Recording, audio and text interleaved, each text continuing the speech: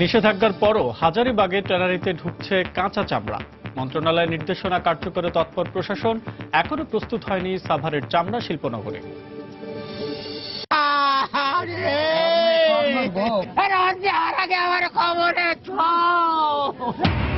UP নির্বাচনে সহিংসতার দায় নিতে হবে সরকার ও নির্বাচন কমিশনকে, বলছেন স্থানীয় সরকার বিশেষজ্ঞরা। জনগণ ভোট দেওয়ার উৎসাহ হারাবে বলে শঙ্কা। পদ্মা সেতু এলাকায় ভিটে মাটি হারানো মানুষগুলোর ঠিকানা এখন পুনর্বাসন কেন্দ্র। পর্যাপ্ত সুযোগ সুবিধা থাকলেও জমির মালিকানা না পাওয়ায় অনিশ্চয়তা। ট্রেন চলাচল ঝুঁকিমুক্ত করতে লেভেল ক্রসিং সুরক্ষিত করার উদ্যোগ রেলওয়ের। আধুনিকায়ন হচ্ছে 900 ক্রসিং, তবে অরক্ষিতই থাকছে অবৈধগুলো। এবং এক যুগেও জেএমবি সদস্যদের বিচার না হওয়ায় ক্ষুব্ধ রাজশাহীর বাগমারা নির্যাতনের শিকার অনেকে। ভয় ভীতি দেখিয়ে মামলা তুলে নিতে হুমকি দেওয়ার অভিযোগ।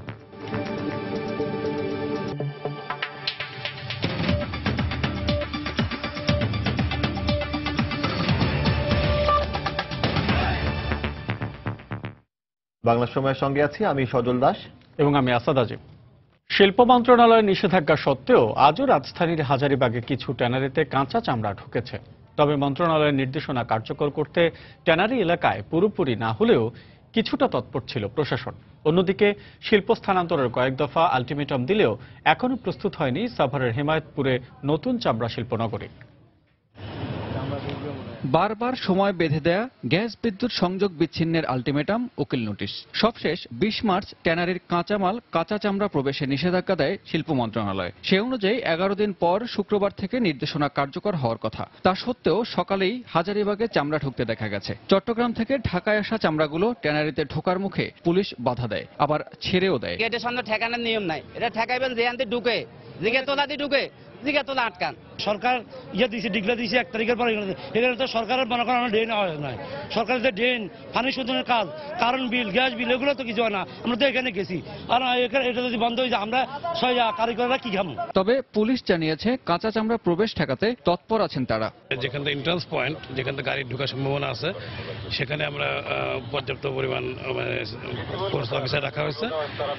প্রয়োজনে আমরা বাইরে থেকে ফোর্স আনেও দেব এবং কোনো গাড়ি ঢুকতে পারবে না। এদিকে সাভারের হেমায়েতপুরের শিল্পনগরীতে দেখা যায় 115টি শিল্প ইউনিটের মধ্যে মাত্র 8টি কারখানায় ওয়েট ব্লু ড্রাম স্থাপন হয়েছে। ফেব্রুয়ারিতে পরীক্ষামূলক সিইটিপির 2টি মডিউল চালু হলেও এখন কাজ বন্ধ। সিইটিপির সঙ্গে বর্জ্য অপসারণে কারখানাগুলো সংযোগ করা হয়নি। কিছু কারখানা বিদ্যুৎ সংযোগ পেলেও গ্যাস পানির সংযোগ পায়নি কোনো কারখানায়। প্রস্তুত হয়নি অবকাঠামো। চামড়া আনবো অথবা ডামে দিব, ঠিক আছে, কিন্তু পানি তো পাবো না। যত আর্লি পানির সংযোগ দেয় তত আর্লি আমরা কাজ করতে পারবো। বারবার হেডলাইন দিতেছে, হেডলাইন দেওয়ার পর ওনার সংযোগ দিতেছে না। তা আমরা তার বসে থাকবো না, আমরা কোটি কোটি টাকা ইনভেস্ট করছি। সাভারের হেমায়েতপুরে প্রায় 200 একর জায়গার উপর ট্যানারি শিল্পনগরে স্থাপনের পরিকল্পনা করে সরকার। 2015তে স্থানান্তরের চূড়ান্ত সময়সীমা বেঁধে দিলেও নানা জটিলতায় এখনও তা সম্ভব হয়নি। সানবীর রূপল, সময় সংবাদ, ঢাকা। সব ট্যানারি সাভারে সরিয়ে নেওয়ার জন্য গত 20 মার্চ শিল্প মন্ত্রণালয় সিদ্ধান্ত নিলেও এ নিয়ে মিশ্র প্রতিক্রিয়া রয়েছে ট্যানারি মালিকদের। তারা বলছেন এ ধরনের বিধিনিষেধ আরোপের আগে আরও কিছুদিন সময় দেওয়া দরকার ছিল। ট্যানারি সরাতে প্রয়োজনীয় অর্থ জোগাড় করতে ব্যাংকগুলো থেকে এখনও ঋণ সুবিধার নিশ্চয়তা পাননি বলেও দাবি তাদের। তবে এ অভিযোগকে ভিত্তিহীন বলছেন ব্যাংকাররা। জুবাইর ফয়সালের রিপোর্ট। পরিবেশের উপর ক্ষতিকর প্রভাব বিবেচনায় হাজারীবাগ থেকে ট্যানারি কারখানাগুলো সরিয়ে নিতে চেষ্টা চলছে বহু বছর ধরেই। এমনকি চলতি বছরের শুরু থেকে কারখানা বন্ধের হুঁশিয়ারি, মালিকপক্ষকে আইনি নোটিশ পাঠানো, গ্যাস বিদ্যুৎ সংযোগ বিচ্ছিন্ন করার হুমকি সহ বেশ কিছু কঠোর পদক্ষেপ নিয়েছে সরকার। ট্যানারি সরাতে এবার সরকারের নতুন সিদ্ধান্ত, 1 এপ্রিল থেকে কোনো ধরনের কাঁচা চামড়া ঢুকবে না হাজারীবাগে। তবে ট্যানারি মালিকরা বলছেন চলমান প্রেক্ষাপটে এমন সিদ্ধান্ত বাস্তবায়ন করা হলে হুমকিতে পড়বে চামড়া ব্যবসা। এমনকি আশঙ্কা রয়েছে বিপুল পরিমাণ চামড়া নষ্ট হওয়ারও। পর্যায়ক্রমে সব ট্যানারি সরিয়ে নিতে আরও সময় প্রয়োজন উল্লেখ করে তারা বলছেন ঋণ প্রদানে ব্যাংকগুলোর গড়িমসিতেও ক্ষতিগ্রস্ত হচ্ছে চামড়া শিল্প। এটা হলো পুলিশের পয়সা কামানোর একটা ধান্দা করে দিচ্ছে। এখন জায়গায় জায়গায় ধরবো, টাকা দিব, মাল ঢুকাইব। যাদের বড় বড় ট্যানারি যারা আছে তারা আগে যাক, ওই জায়গাটাকে একটু আবাদ করুক, তারপরে আস্তে আস্তে যারা আছে তারাও চলে যাবে। যেসব প্লটগুলি কাজ শুরু হয়েছে তাদের লোনগুলি রিশিডিউল করে তাদের এগুলো দেওয়া উচিত, কিন্তু সেখানেও ব্যাংকগুলি গড়িমসি করছে। শিল্পের খাতিরে আমাদের এমপ্লয়মেন্ট লোকজনের এমপ্লয়মেন্ট জেনারেশনের খাতিরে রপ্তানির খাতিরে এগুলো ব্যাংকের করা উচিত। যদিও মালিকপক্ষের এমন অভিযোগকে ভিত্তিহীন বলছেন ব্যাংকাররা। এমনকি নির্ধারিত সময়ের পরে আবেদন করলেও কোনো ব্যবসায়ীকেই ঋণ না দিয়ে ফেরত দেওয়া হয়নি বলেও দাবি তাদের। একটা অভিযোগও সত্য না, কারণ ঋণের জন্য তারা আবেদনই করছে গ্রাহকরা অনেক দেরিতে। তাদের ইচ্ছা ছিল যে যেমন আছি তেমন থাকি, হাজারে থাকি। সুতরাং ব্যাংকের কাছে আবেদন করেছে, ব্যাংক আবেদন প্রত্যাখ্যান করেছে, একটা সিঙ্গেল ইনস্ট্যান্স কিন্তু বাংলাদেশে নাই। সরকার বলছে এর মধ্যেই বেশ কয়েকটি ট্যানারি মালিককে ক্ষতিপূরণের 40% অর্থ পরিশোধ করা হয়েছে। এরপরও কেউ ট্যানারি স্থানান্তরে ব্যর্থ হলে এপ্রিল থেকেই প্লটের মালিকানা বাতিলের সিদ্ধান্তও বহাল রয়েছে। জুবাইর ফয়সাল, সময় সংবাদ, ঢাকা।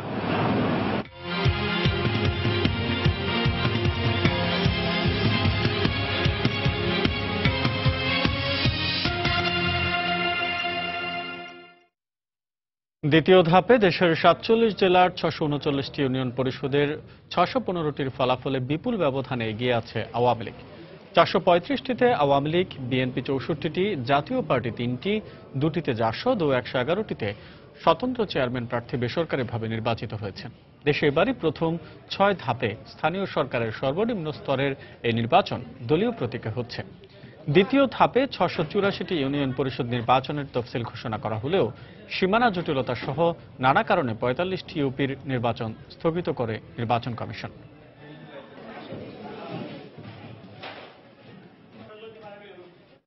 এদিকে দ্বিতীয় দফা ইউনিয়ন পরিষদ নির্বাচনী সহিংসতায় নিহতদের পরিবারে এখন শুধুই আহাজারি।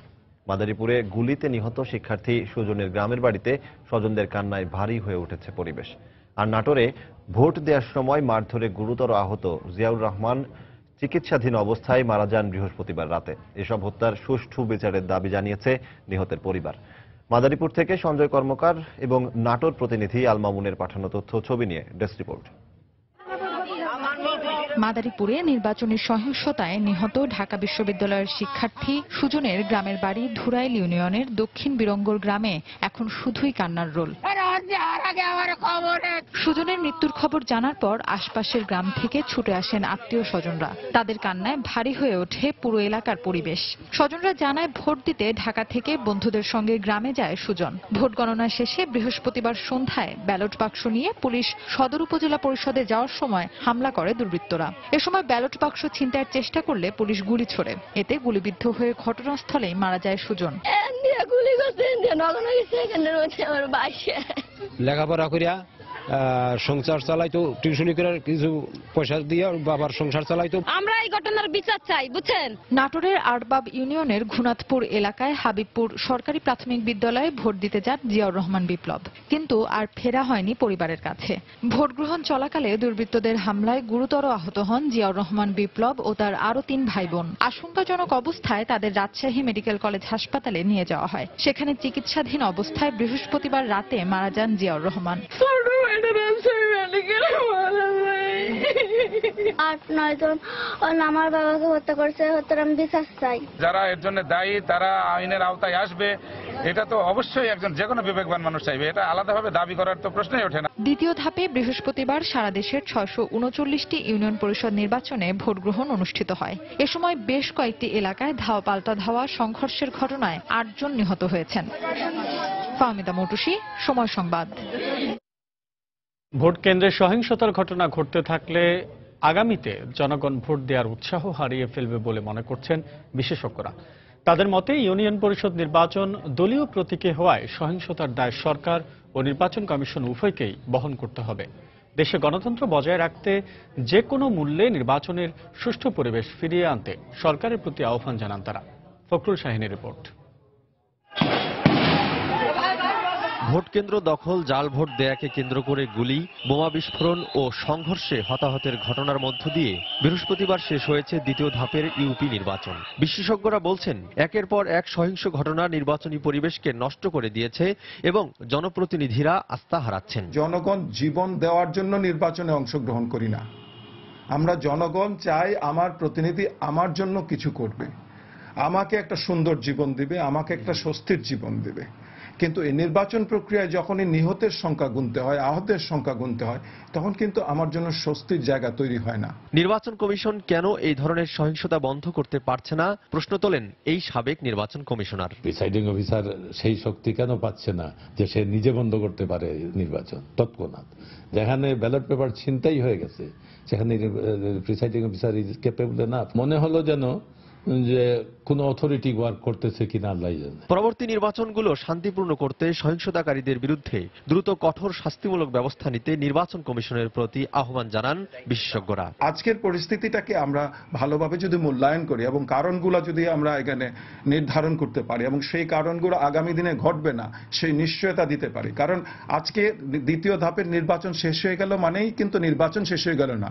নির্বাচন কমিশনকে বলিষ্ঠ ভূমিকা নিতে হবে। আমরা কেবল বক্তৃতা দেব, স্টেটমেন্ট দেব, দিয়ে বলবো আইন শৃঙ্খলা রক্ষাকারী বাহিনীদেরকে যে তোমরা যদি না আটকাও এবং কোথাও অঘটন ঘটে তাহলে তোমাদেরকে আমরা ছাড়বো না। ওখানে যদি নির্বাচন অনিয়মের ভিতর দিয়ে নির্বাচন হয়েই যায় তাহলে আইন শৃঙ্খলা রক্ষাকারী বাহিনীদেরকে ধরে শেষে ধরে কি হবে? 22 মার্চ প্রথম ধাপের ইউপি নির্বাচনে সহিংসতায় নিহত হন 11 জন। ফখরুল শাহিন, সময় সংবাদ, ঢাকা। ইউনিয়ন পরিষদ নির্বাচনে আইন শৃঙ্খলা রক্ষাকারী বাহিনীর তৎপরতা উল্লেখযোগ্য ছিল না বলে মন্তব্য করেছেন সুশীল সমাজের প্রতিনিধিরা। গতকালের নির্বাচনের ভুল দিকগুলো শুধরে তৃতীয় পর্যায়ের নির্বাচন আরও গণমুখী করার পরামর্শ দিয়েছেন তারা। অন্যদিকে মিশ্র প্রতিক্রিয়া জানিয়েছেন ভোটাররা। গতকালকে যে ভোট বা যে নির্বাচনের যে 31 তারিখ চাঁদপুর যেটা হয়ে গেল, এটা জনগণের প্রত্যাশা মোটেই পূরণ হয় না। অর্থনৈতিক ক্ষেত্রে, সামাজিক ক্ষেত্রে প্রত্যেকটা সূচকেই বাংলাদেশ অগ্রগতি হয়েছে। সেটির জবাব গতকালকে ব্যালটের মাধ্যমে দিয়েছে জনগণ। ভালো নির্বাচন করতে হলে, আস্থা সম্পন্ন নির্বাচন করতে হলে ভোটারদেরও খুব কঠিন প্রতিবাদী হতে হবে এবং যারা প্রার্থী তাদেরও প্রতিবাদী হতে হবে। একটা পথচারী লোক মারা গেল, এটা দুঃখজনক ঘটনা না? এই সন্ত্রাসীদের বিচার চাই, যাতে ভবিষ্যতে কোনোদিনই এই চাষে এরকম ধরনের এক ঘটনা না ঘটে। পুলিশ প্রশাসন সহিংসতার ব্যাপারে খুব একটা বেশি প্রতিরোধে খুব একটা বেশি ভূমিকা নিচ্ছে বলে আমার কাছে মনে হচ্ছে না আপাতত দৃষ্টিতে। আসুন আমরা সম্মিলিতভাবে নির্বাচনটাকে যাতে গণমুখী হয়, নির্বাচনটা যাতে গণতান্ত্রিকভাবে পরিচালিত হয় তার জন্য চেষ্টিত হয়। ছোটখাটো টুকটাক যেগুলি হয় এগুলি অনেক অতীতেও হয়েছে, কিন্তু এখন যেটা হচ্ছে এটা কারো কাম না। সকল রাজনৈতিক দল নিয়ে আগামী নির্বাচনগুলো দেশ কিভাবে চলবে একটা রূপরেখা তৈরি করলে আমার মনে হয় দেশ এগিয়ে যাবে। স্বচ্ছ আইডি কার্ড আছে, স্বচ্ছ ভোটার লিস্ট আছে, সেখানে যদি আপনার পুলিং এজেন্ট, আপনার পুলিশ প্রশাসন, বিভিন্ন অর্গানগুলি যদি সেভাবে সোচ্চার হয় তাহলে জিনিসটা আরো স্বচ্ছ হতো। বাংলাদেশের ইউনিয়ন পরিষদ নির্বাচনে সহিংসতার ঘটনায় উদ্বেগ জানিয়েছেন মার্কিন রাষ্ট্রদূত মার্শা বার্নিকাট। সকালে সাফারে বিচারিক কাজের যথাযথ মূল্যায়ন এবং সাফল্য নির্ধারণ ও নিরূপণ শীর্ষক 2 দিন ব্যাপী এক কর্মশালা শেষে সাংবাদিকদের তিনি কথা বলেন। এ সময় মার্কিন রাষ্ট্রদূত আরও বলেন, শান্তিপূর্ণ ও নিরাপদ পরিবেশে গণতন্ত্রের চর্চা হওয়া প্রয়োজন। একই অনুষ্ঠানে প্রধান বিচারপতি জানান, বিচারকক্ষ সংকট এবং মামলা জট কমাতে সান্ধ্যকালীন কোর্ট চালুর প্রক্রিয়া চলছে। ইউএসএইডের সহযোগিতায় প্রথম ধাপে 40 জন বিচার বিভাগীয় কর্মকর্তা নিয়ে এবারই প্রথম এই ধরনের প্রশিক্ষণ কর্মশালার আয়োজন করেছে সুপ্রিম কোর্ট। নির্বাচনের সহিংসতায় যে ও যারা মারা গেছেন তাদের পরিবারের প্রতি সহমর্মিতা জানাচ্ছি আমরা। গণতন্ত্রের সঠিক চর্চা করার জন্য মানুষের ভোটাধিকার প্রয়োগ ও সহিংসতা বন্ধ করতে সরকার, আইন প্রয়োগকারী সংস্থা সহ সাধারণ মানুষকে একসাথে কাজ করতে হবে। যশোরে নির্বাচনী সহিংসতা ও আচরণবিধি লঙ্ঘনের অভিযোগে 4টি মামলা দায়ের করা হয়েছে।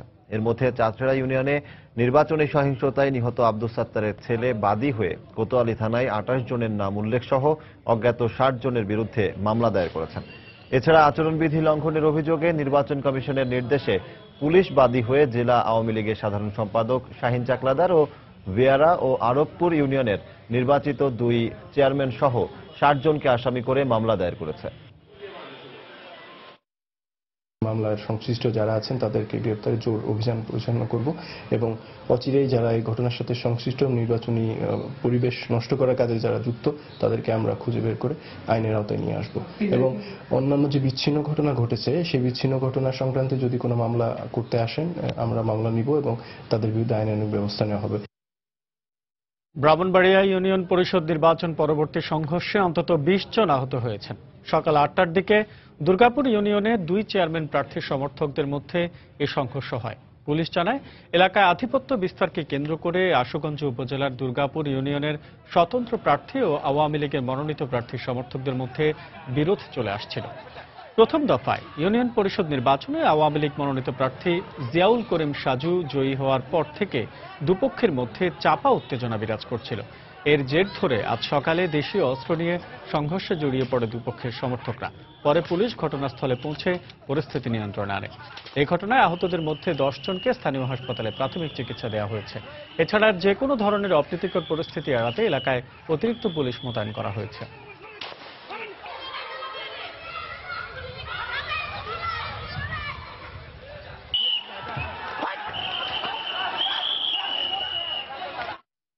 বাংলা সময় আরো থাকছে। বর্ষা মৌসুমকে সামনে রেখে সিরাজগঞ্জে যমুনা নদীর সংরক্ষণ বাঁধের কাজে তড়িঘড়ি স্থায়িত্ব নিয়ে শঙ্কা। নির্ধারিত সময়ে শেষ করার কথা বলছে কর্তৃপক্ষ। পদ্মা সেতু নিয়ে প্রতি মাসের 1 তারিখে সময় সংবাদে প্রচার হয় বিশেষ রিপোর্ট। তারই ধারাবাহিকতায় আজ থাকছে পদ্মা সেতু পুনর্বাসন প্রকল্প নিয়ে একটি রিপোর্ট। পাল্টে গেছে পদ্মা সেতু এলাকার ক্ষতিগ্রস্ত মানুষদের জীবন জীবিকা। প্রকল্প এলাকায় ভিটে মাটি হারানো মানুষগুলোর ঠিকানা এখন পুনর্বাসন কেন্দ্র। প্রকল্প সংশ্লিষ্টরা বলছেন, সরকারের পক্ষ থেকে সব ধরনের সহযোগিতা করা হচ্ছে তাদেরকে। তবে পর্যাপ্ত সুযোগ সুবিধা পেলেও নিরাপত্তাহীনতা এবং দীর্ঘমেয়াদে জমির মালিকানা নিয়ে অনিশ্চয়তা রয়েছে তাদের মধ্যে। পদ্মা সেতু নিয়ে এহসান জুয়েলের ধারাবাহিক রিপোর্টের আজ দেখুন 17তম পর্ব। ছবি তুলেছেন সাইফুল ইসলাম। পদ্মার মাওয়া ঘাটের পাশেই কুমারভোগ পুনর্বাসন কেন্দ্র। যতটা ভেতরে প্রবেশ করা যায় চোখে পড়ে নতুন এক পরিকল্পিত আবাসিক এলাকা। এই মানুষগুলোর কারো ভিটে জমি কিংবা ফসলি জমি গিয়েছে পদ্মা সেতু প্রকল্পে। পরিবর্তে তাদের পছন্দ মতো পুনর্বাসন কেন্দ্রে মিলেছে প্লট এবং নগদ অর্থ। সে টাকায় তাদের কেউ কেউ টিনের ঘর তুলেছেন, কেউ কেউ বানিয়েছেন বহুতল ভবন। সরকারি উদ্যোগে গড়ে তোলা হয়েছে মসজিদ, প্রাথমিক বিদ্যালয়, দেয়া হয়েছে পানি বিদ্যুতের সংযোগও। আগের সেই চেনা পরিবেশ, স্বজন ছেড়ে নতুন এলাকায় নতুন জীবনে অভ্যস্ত হতে শুরু করেছেন তারা। সরকারের কাছে আমরা খুবই সন্তুষ্ট। একটু নিরাপদ করে দিলে একটু সুন্দর হইতো। কদু গাছ, কোমর গাছ, মরিচ গাছ সব আলোডি করে খাইছি। এখন আমরা এখানে পারি না। আজারা খায় আর খালি খায় আর ঘুরি। যারা কাজের আশা করে যায় কিন্তু এরা কাজ দেয় না, এখানকার লোকে নিতে চায় না। সবাই আমরা দেখা যায় ভালো, ভিতরে তো আর ভালো না, উপরে ভালো। কুমারভোগ এলাকায় শিশু কিশোরদের জন্য বানানো স্কুলটিতে রয়েছে সব ধরনের সুবিধা, তবে এখনো চালু হয়নি সেটা। এছাড়া এখানে আসা 3 বছর পর জমির দলিল দেওয়ার কথা থাকলেও সেটা এখনো পাননি তারা। 3 বছরের মধ্যে দলিলটা দেওয়ার কথা ছিল, আমরা দলিলটা পর্যন্ত পাইনি। কাগজটা না দেওয়া পর্যন্ত আমাকে শান্তি লাগতেছে না। আমাকে রেজিস্ট্রি করা হয়ে গেলে আমরা শান্তি। সংশ্লিষ্টরা বলছেন, প্রকল্প শেষ হয়ে গেলেও এখানকার মানুষদের কর্মসংস্থানের জন্য দীর্ঘমেয়াদী পরিকল্পনা নেওয়া হবে। আমরা কিন্তু ওদেরকে যতদিন প্রজেক্ট আছে, ইভেন্ট প্রজেক্টের পরেও আমরা পুনর্বাসন কাজ চালিয়ে যাব, তাদের লাইভলিহুড যেন ইমপ্রুভ হয়, তারা মানুষ যেন গরিব না হয়ে যায়। তাদেরকে আমরা ট্রেনিং দিব, তাদেরকে দরকার আমরা লোন দিব। আমাদের কাজ ইভেন্ট ব্রিজ শেষ হওয়ার পরে চলবে। পুরো পদ্মা সেতু প্রকল্পে এরকম 60টি কেন্দ্রে 2635টি পরিবারকে পুনর্বাসন করার কথা থাকলেও এখন পর্যন্ত করা হয়েছে 1600 পরিবারকে। ক্ষতিপূরণ বাবদ বাজেট ধরা হয়েছে প্রায় 250 কোটি টাকা। পদ্মা সেতুর ভবিষ্যৎ চিন্তা করে নিজেদের জমি ভিটে ত্যাগ করে মানুষগুলো চান তাদের নিজেদের ভবিষ্যৎ যাতে অনিশ্চয়তা না পড়ে। সরকার একটু আর্থিক সুবিধা আর নিরাপত্তার আশ্বাস পেলে তাদের চোখে মুখে হতাশার জায়গায় হয়তো ফুটে উঠবে স্বস্তি। এহসান জুয়েল, সময় সংবাদ, কুমারভোগ পুনর্বাসন কেন্দ্র, মুন্সিগঞ্জ। কুমিল্লা ভিক্টোরিয়া কলেজের শিক্ষার্থী সোহাগী জাহান তনুর হত্যাকারীদের দৃষ্টান্তমূলক শাস্তির দাবিতে বিক্ষোভ সমাবেশ করেছে বাংলাদেশের কমিউনিস্ট পার্টি। সকালে রাজধানীর শান্তিনগর কাঁচা বাজারের সামনে এই সমাবেশ হয়। এ সময় সারা দেশে একের পর এক হত্যা, ধর্ষণ, নির্যাতন, নিপীড়নের বিচারের পাশাপাশি অবিলম্বে তনুর হত্যাকারীদের খুঁজে বের করতে সরকারের প্রতি জোর দাবি জানান তারা। এক্ষেত্রে সরকার ব্যর্থ হলে আগামীতে আরও কঠোর কর্মসূচি ঘোষণা করার দৃঢ় প্রত্যয় ব্যক্ত করেন বক্তারা। গাজীপুরে ককটেল ও পেট্রোল বোমা সহ 2 জনকে আটক করেছে পুলিশ। দুপুরে জেলার ভোগড়া পূর্বপাড়া এলাকা থেকে তাদের আটক করা হয়। পুলিশ জানায়, স্থানীয় ফরিদউদ্দিনের বাড়ির একটি কক্ষে অভিযান চালিয়ে 20টি ককটেল ও 3টি পেট্রোল বোমা উদ্ধার করা হয়। পরে জিজ্ঞাসাবাদের জন্য বাড়ির মালিক ফরিদউদ্দিন ও কেয়ারটেকার সোহেলকে আটক করা হয়। এক যুগ পার হলেও জামায়াতুল মুজাহিদিন বাংলাদেশ জেএমবি সদস্যদের সবার বিচার না হওয়ায় রাজশাহীর বাগমারায় নির্যাতনের শিকার অনেকে ক্ষোভ প্রকাশ করেছেন। আর জামিনে এলাকায় থাকা জেএমবি সদস্যরা ভয়ভীতি দেখিয়ে মামলা তুলে নিতে হুমকি দিচ্ছে, এমন অভিযোগও করেছেন কেউ কেউ। তবে আইনশৃঙ্খলা রক্ষা বাহিনী বলছে জেএমবি সদস্যদের মনিটরিং এর মধ্যে রাখা হয়েছে। বাগমারা ঘুরে হাবিবুর রহমান পাপ্পুর তোলা ছবিতে বিস্তারিত জানাচ্ছেন সাইফুর রহমান রকি। ছেলে ফিরবে এই আশায় এক যুগ ধরে মুসলিম আলী ও তার সহধর্মিনী পথ চেয়ে আছে। 2004 সালে জেএমবি সদস্যরা রাজশাহীর বাগমারা বাড়ি থেকে শহীদুলকে মারধর করে তুলে নিয়ে যান। আমি বহুত খুঁজেছি, বহুত ধরেছি, কারো কোনো কথা মানিনি, কোনো থানা কোনো আমি মানিনি, খেলে গেছি যাই বাবা আমার সাওয়ালে অবস্থা, এরকম মেলা চেষ্টা করছি, কোনো মতেই পাইনি। এই একটাই দুঃখ আমার ভিতরে যে আমার নাশটা দিলে আমি শান্তি পানুনি। এখনো নিখোঁজ অনেকেই। সর্বহারা দমনের নামে বহু নিরীহ মানুষকে প্রকাশ্যে রাজশাহীর বাগমারা, নওগাঁর রানীনগর, আত্রাই ও নলডাঙ্গায় জবাই করে নির্মমভাবে হত্যা করে বাংলা ভাইয়ের সহযোগীরা এক কালো অধ্যায়ের সূচনা করেছিল। পট পরিবর্তন হলে 2007 সালে জেএমবির শীর্ষ নেতাদের অনেকের ফাঁসি ও যাবজ্জীবন কারাদণ্ড হয়। আর জামিনে থাকা অনেকেই এলাকায় সংগঠিত হয়ে বাদীকে ভয়ভীতি দেখিয়ে যাচ্ছে। এই মানুষগুলো এখনো দেখে যেতে চান দোষীদের বিচার। খুব কষ্টে থাকি সব সময়, প্রতিদিনই ওষুধ গ্রহণ করা লাগে, কাজ কাম তো মাঠের কিছু করতে পারি না। এখনো ভয় ভীতি দেখায় যে সামনে যদি কোনো সরকার ক্ষমতায় পরিবর্তন আসে তাহলে তোমাদেরকে সেইভাবে সাইজ করা হবে। এদিকে আইনি জটিলতার কারণে জেএমবির বিরুদ্ধে দায়েরকৃত বাকি মামলাগুলো নিষ্পত্তি হতে সময় বেশি লাগছে বলে জানালেন রাষ্ট্রপক্ষের এই আইনজীবী। সারা বাংলাদেশের জামাত ইসলামের নেতারা জড়িত ছিল রাজশাহীর অনেক মামলাতে। হ্যাঁ, তাদেরকে আবার এই মামলায় সংযুক্ত করে তাদের আদালতে উপস্থাপন করা, এইখানেও বিলম্ব হয়েছিল। এইসব কারণেই কিছু বিলম্ব হয়েছে। আর জামিনে থাকা জেএমবি সদস্যদের উপর বাড়তি নজরদারি রাখার কথা জানালেন আইন শৃঙ্খলা বাহিনীর এই ঊর্ধ্বতন কর্মকর্তা। কেউ কেউ বলছে যে তারা মাথা টানা দিচ্ছে, আমাদের কাছে এ ধরনের কোনো দৃশ্যমান তথ্য নেই। পুলিশ প্রতিনিয়ত আছে, সেখানে নতুন পুলিশ যাওয়া হচ্ছে, আইন শৃঙ্খলা বাহিনী অত্যন্ত তৎপর। বাগমারায় জেএমবির অস্তিত্ব জানান দিতে 2004 সালের এদিন পলাশী গ্রামের মুকুলকে প্রকাশ্য দিবালোকে জবাই করে হত্যা করে। এখনো জেএমবির বিরুদ্ধে প্রায় 20টি মামলা বিচারাধীন রয়েছে। সাইফুর রহমান রকি, সময় সংবাদ, বাগমারা, রাজশাহী। দুর্ঘটনা এড়ানোর পাশাপাশি ট্রেন চলাচল ঝুঁকিমুক্ত করতে অরক্ষিত লেভেল ক্রসিংগুলো সুরক্ষিত করার সিদ্ধান্ত নিয়েছে বাংলাদেশ রেলওয়ে। এর অংশ হিসেবে 4টি প্রকল্পের মাধ্যমে 40 কোটি টাকা ব্যয়ে অন্তত 900 লেভেল ক্রসিং আধুনিকায়ন করা হচ্ছে। কিন্তু অবৈধ লেভেল ক্রসিংগুলো আগের মতোই অরক্ষিত থেকে যাওয়ায় এর কার্যকারিতা নিয়ে প্রশ্ন থেকে যাচ্ছে। বিস্তারিত জানাচ্ছেন কমল দে। বাংলাদেশ রেলওয়ে পূর্বাঞ্চলের বৈধ লেভেল ক্রসিং এর সংখ্যা 1200-র বেশি হলেও অবৈধ লেভেল ক্রসিং এর সংখ্যা এর চেয়ে কয়েক গুণ বেশি। রেলের 80% দুর্ঘটনার জন্য মূল কারণ হিসেবে দায়ী করা হয় অরক্ষিত এইসব লেভেল ক্রসিংকে। রেলের চলার পথে দুর্ঘটনা এড়ানোর জন্য সড়কপথের যানবাহনগুলোকে আটকে রাখা হয় এসব লেভেল ক্রসিং এ। যেগুলো অরক্ষিত লেভেল ক্রসিং গেট আছে সেগুলোতে ধরেন 90% অ্যাক্সিডেন্ট হচ্ছে। অবৈধ গেটগুলি যখন থাকে তো আমাদের ভালো টেনশন থাকে যে কোনো ট্রাকটুকু উঠা হঠাৎ করে বন্ধ হয়ে গেল কিনা। চেষ্টা করি, তবু কিছু করার থাকে না। এখানে ম্যাক্সিমাম দুর্ঘটনাগুলো ঘটে যায়, গাড়ি দাঁড়ায় গেলে কিছু করার থাকে না আর কি। এই অবস্থায় দুর্ঘটনা রোধে পূর্বাঞ্চলের অন্তত 900 লেভেল ক্রসিংকে আধুনিকায়নের সিদ্ধান্ত নিয়েছে রেলপথ মন্ত্রণালয়। বাংলাদেশ রেলের পূর্বাঞ্চলের প্রায় 8 থেকে 900 লেভেল ক্রসিং গেটকে চিহ্নিত করে এগুলোকে নিয়মানুগ করার ব্যাপারে আমরা ইতিমধ্যে দরপত্র আহ্বান করেছি। চট্টগ্রাম থেকে আখাউড়া পর্যন্ত বৈধ লেভেল ক্রসিং এর সংখ্যা 61টি আর অবৈধ রয়েছে 115টি। একইভাবে লাকসাম চাঁদপুর রুটে বৈধ 12টি এবং অবৈধ রয়েছে 37টি। আর লাকসাম নোয়াখালী রুটে 9টি বৈধ লেভেল ক্রসিং থাকলেও অবৈধ রয়েছে 95টি।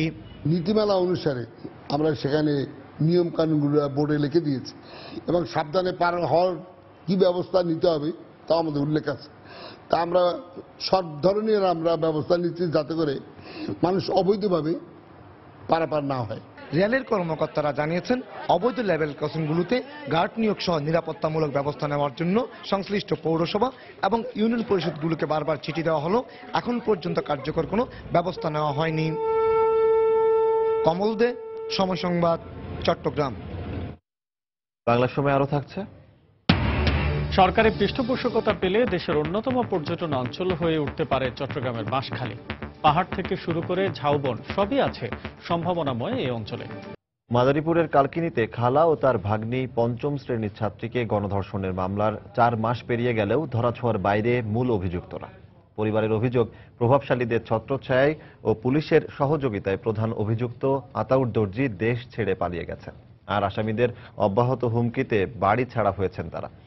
পুলিশ এখনো মামলার অভিযোগপত্র আদালতে দাখিল না করায় ক্ষোভ প্রকাশ করেছেন মানবাধিকার কর্মীরা। তবে পুলিশ বলছে খুব শিগগিরই মামলার অভিযোগপত্র জমা দেয়া হবে।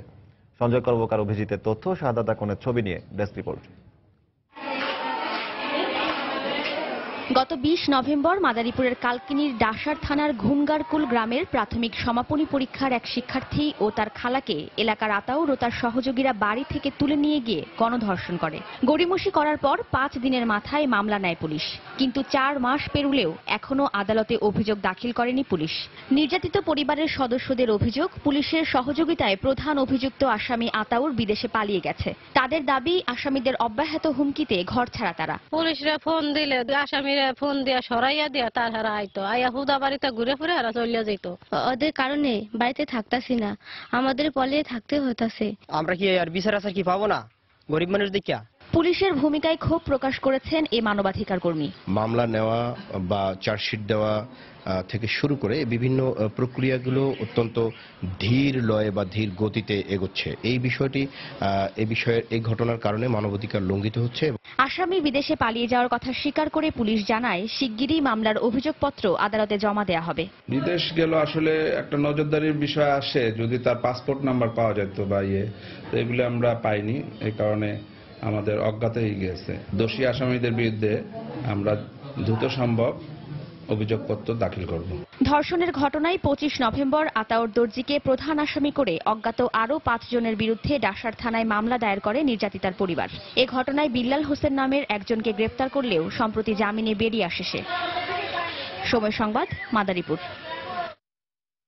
সাতক্ষীরা জমি সংক্রান্ত বিরোধের জেরে সংঘর্ষে একজনের মৃত্যু হয়েছে, এতে আহত হয়েছেন আরও 4 জন।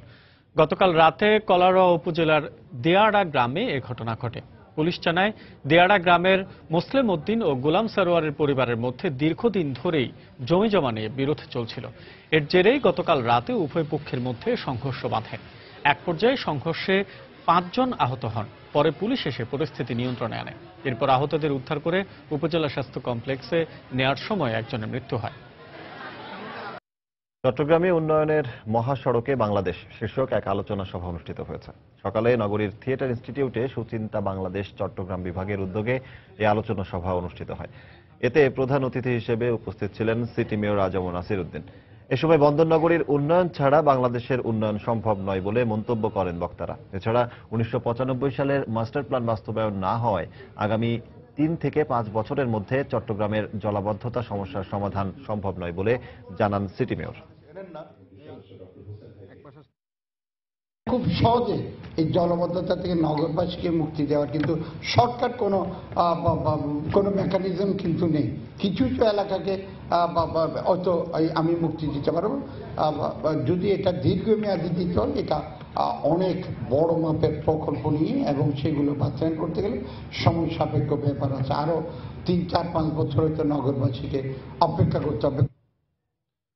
রেল বাঁচাও, যাত্রী অধিকার রক্ষা করো, এই স্লোগানে কুমিল্লায় প্রতিবাদ সভা ও বিক্ষোভ সমাবেশ করেছে সিপিবি ও বাসদ। দুপুরে কুমিল্লা রেল স্টেশনে কমিউনিস্ট পার্টির জেলা শাখার সভাপতি এবিএম আতিকুর রহমান বাশারের সভাপতিত্বে প্রতিবাদ সভা অনুষ্ঠিত হয়। পরে সেখান থেকে একটি বিক্ষোভ মিছিল নিয়ে নগরের বিভিন্ন সড়ক প্রদক্ষিণ করে। গত 31 মার্চ চট্টগ্রাম রেল স্টেশন থেকে রেল রক্ষা অভিযান শুরু করে সিপিবি ও বাসদ।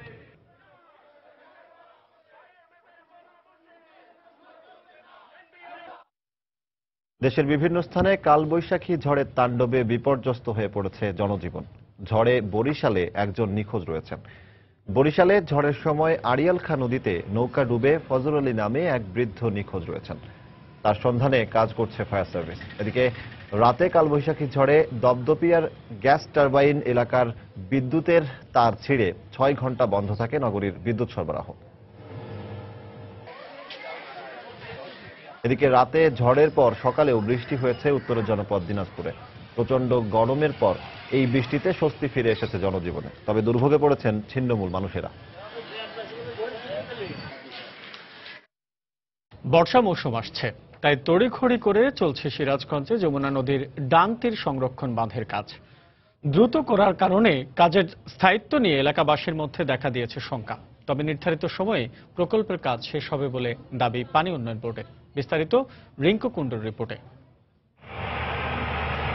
দীর্ঘদিনেও শেষ হয়নি যমুনা নদীর ডান তীর বাঁধ সংরক্ষণ প্রকল্পের কাজ। ফলে প্রতি বছর বর্ষা মৌসুম আসলেই ভাঙনের কবলে পড়ে সদর উপজেলার বালিঘুগরি, বাহুকা, শিমলা এবং কাজীপুরের মেঘাই মাঝবাড়ি সহ বেশ কয়েকটি গ্রাম। 2010-11 অর্থ বছরে প্রকল্পের কাজ শুরু হলেও প্রয়োজনীয় অর্থ বরাদ্দের অভাবে মাঝপথে এসে প্রকল্পটি মুখ থুবড়ে পড়ে। ফলে ভাঙনে বিলীন হয় এলাকার বসতবাড়ি, গাছপালা, ফসলি জমি সহ বিস্তীর্ণ জনপদ। পরে 2014-15 অর্থ বছরে সংশোধিত আকারে প্রায় 430 কোটি টাকা প্রকল্পটির জন্য আবারও অনুমোদিত হয়। এই প্রকল্পের অধীনে 10টি প্যাকেজে আবারও বাঁধের কাজ শুরু হয়েছে। তবে নদীতে পানি চলে আসায় এবং তড়িঘড়ি করে কাজ করায় বাঁধের স্থায়িত্ব নিয়ে জনমনে দেখা দিয়েছে শঙ্কা। গতবারে যে এনে কাজ করছিল তা তো ভেঙে গেছে, ডেবে গেছে জিনটা, আর এখন এবার কাজ কাম করতে আছে, এখন কতদূর কি হবে তখন আল্লাহ জানে।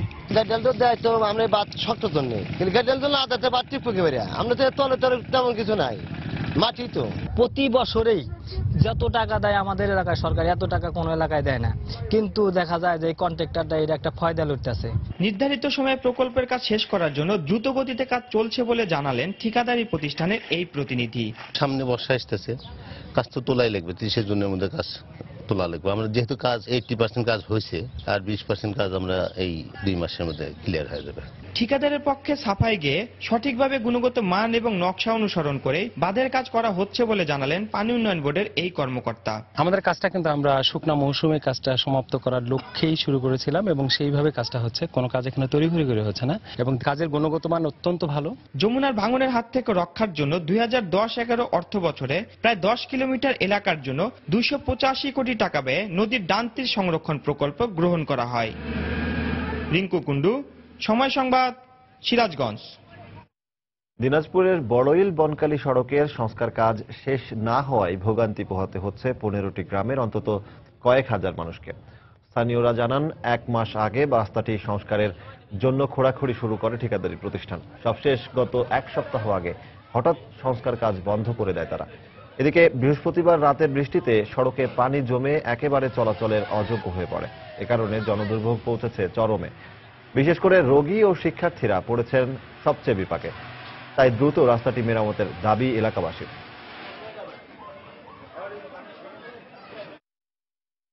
যেটা একটা যাতায়াতের আমাদের আমাদের একটা সমস্যা হচ্ছে যে আমরা বাড়ি থেকে বাইরে হতে পারতেছি না, আমরা বাড়ি থেকে যে বাজার করতে যাবো, এই জন্য আমাদের যাওয়ার কোনো স্কোপ নাই। ডিজার দিয়ে খুঁজে গেছে, এখন কোনো বালু ফালায় না, কোনো গিট্টিও ফালায় না।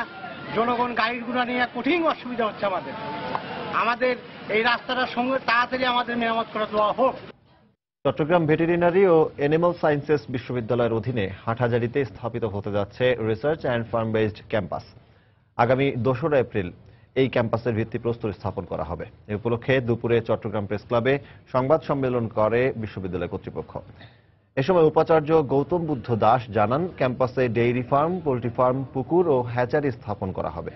এই ক্যাম্পাস নির্মিত হলে মাস্টার্সের শিক্ষার্থী ও পিএইচডি গবেষকরা হাতে কলমে কাজ করার সুযোগ পাবেন বলে জানান তিনি।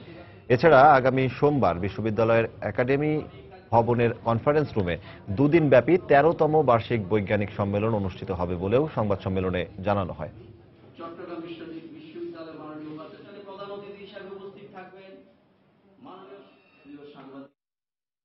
দেশের অন্যতম সম্ভাবনাময় একটি পর্যটন অঞ্চল চট্টগ্রামের বাঁশখালী, যার উত্তরে শঙ্খ নদী, দক্ষিণে পেকুয়া এবং পশ্চিমে সীমান্ত বঙ্গোপসাগর সীমারেখায় অবস্থিত। পাহাড় থেকে শুরু করে প্যারাবন ও ঝাউবনে ছেয়ে থাকা সমুদ্র 392 কিলোমিটারের এই অঞ্চলে কি নেই? নীরবে নিভৃতে প্রকৃতির অপার সৌন্দর্যের স্বাদ নিতে অনেক ভ্রমণ পিপাসু ছুটে আসেন বাহারছড়া সমুদ্র সৈকতে, যা কিনা পর্যটন স্পট হিসাবে গড়ে তুলতে প্রয়োজন সরকারি পৃষ্ঠপোষকতা। চট্টগ্রাম থেকে ফিরে সাইদুল ইসলামের তোলা ছবিতে বিস্তারিত জানাচ্ছেন সাইফুল রুদ্র। উপকূলীয় অঞ্চলের 31 কিলোমিটার এলাকা জুড়ে রয়েছে পাহাড় ও বনাঞ্চল, আছে জলকদর খাল, ফলে পূর্ব ও পশ্চিমের বিশাল এলাকা জুড়ে চোখে পড়বে সোনালী ধানের ক্ষেত। এসব পেরোলেই দেখা মিলবে মাথা উঁচু করে দাঁড়ানো ঝাউবন ঘেঁষা বেড়িবাঁধের।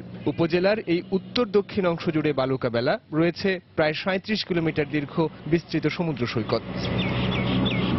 অনেকের দেখা না মিললেও বাহারছড়ার এই সমুদ্র সৈকতে কেউ কেউ আসেন তীর ভাঙা ঢেউ আর সাগর জলে ভাসা জেলে নৌকায় দ্বীপজলা সন্ধ্যার সুধা পান করতে। কুয়াকাটাতে হচ্ছে পুরোটাই বালি, আর নিজম দ্বীপে হচ্ছে অনেক বেশি কাদা। এখানে বালি, কাদা এবং গাছের একটা ডিফারেন্ট একটা মিশ্রণ আছে। আমার বাচ্চারাও তারা এনজয় করতেছে, সমুদ্রে তারা গোসল করতেছে, লাফালাফি করতেছে। নোনা পানি, মিঠা পানি, ওই থেকে আসার সময় প্রচুর ধান খেত দেখে আসলাম। এটাকে প্রচার করা উচিত, মানুষের সামনে তুলে ধরা উচিত। দর্শনার্থীদের পাশাপাশি এখানে বেড়াতে আসেন স্থানীয়রাও। প্রতিদিন বেড়াতে আসি, শুক্রবারে অনেক লোকজনের ভিড় থাকে। এখানে অনেক লোকজন থাকে এবং ঈদের চানে বেশি হয়। এখানে অনেক মাছ পাওয়া যায়, আমরা প্রতিদিন এখানে এসে অনেক মাছ পাই। পর্যটকদের মতে অন্যান্য সমুদ্র সৈকতের তুলনায় এই সৈকত অনেকটাই নীরব। একই আঙিনায় পাশাপাশি দেখা মিলবে পাহাড়ি অঞ্চল, উপকূল ঘেঁষা উর্বর সমতল। প্রাকৃতিক সৌন্দর্যের অপার লীলাভূমি বাংলাদেশ, যার আনাচে কানাচে ছড়িয়ে ছিটিয়ে আছে হাজারো দর্শনীয় স্থান এবং অদেখা জায়গা। ঠিক তেমনি একটি জায়গা হচ্ছে চট্টগ্রামের বাঁশখালী উপজেলার বাহারছড়ার সমুদ্র সৈকত। বাংলাদেশ ট্যুরিজম বোর্ড এবং পর্যটন কর্পোরেশনের সহযোগিতা পেলে এই জায়গাটিও হয়ে উঠতে পারে অন্যান্য স্থানগুলোর মতো একটি দর্শনীয় স্থান, যেখানে আপনিও পারেন আপনার পরিবারের সবাইকে নিয়ে এসে বেরিয়ে যেতে। চট্টগ্রামের বাঁশখালী উপজেলার বাহারছড়া সমুদ্র সৈকত থেকে সাইফুল রুদ্র, সময় সংবাদ। বাংলা সময় শীর্ষ সংবাদগুলো জানিয়ে দিচ্ছে আরো একবার। নিষেধাজ্ঞার পরও হাজারীবাগ ট্যানারিতে ঢুকছে কাঁচা চামড়া। মন্ত্রণালয়ের নির্দেশনা কার্যকরে তৎপর প্রশাসন, এখনো প্রস্তুত হয়নি সাভারের চামড়া শিল্পনগরী।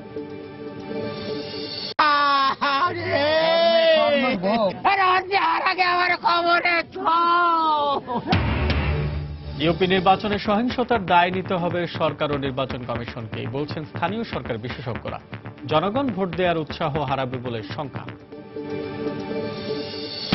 পদ্মা সেতু এলাকায় ভিটে মাটি হারানো মানুষগুলোর ঠিকানা এখন পুনর্বাসন কেন্দ্র।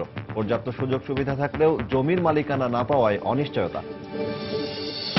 ট্রেন চলাচল ঝুঁকিমুক্ত করতে লেভেল ক্রসিং সুরক্ষিত করার উদ্যোগ রেলওয়ে। আধুনিকায়ন হচ্ছে 900 ক্রসিং, তবে অরক্ষিতই থাকছে অবৈধগুলো। এবং এক যুগেও জেএমবি সদস্যদের বিচার না হওয়ায় ক্ষুব্ধ রাজশাহীর বাগমারায় নির্যাতনের শিকার অনেকে। ভয়ভীতি দেখিয়ে মামলা তুলে নিতে হুমকি দেওয়ার অভিযোগ।